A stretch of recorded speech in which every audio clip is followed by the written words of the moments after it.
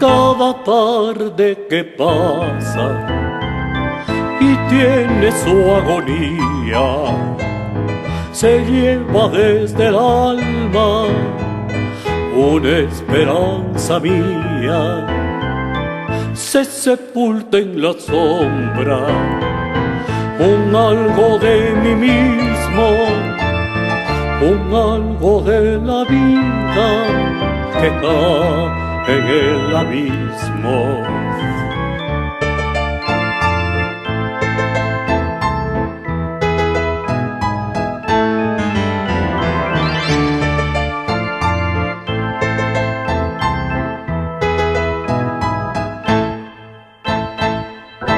Surgen en la memoria los recuerdos distantes de venturosos días, de tranquilos instantes, o de viejas heridas que dejan cicatrices, o de viejas heridas que dejan cicatrices.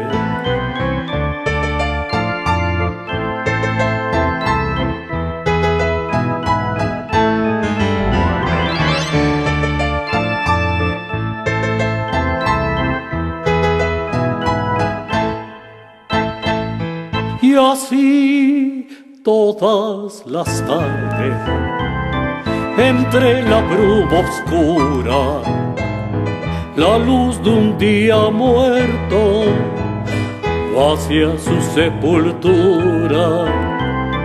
Así las ilusiones que mueren sin remedio dejan el alma llena de tristeza y de tedio.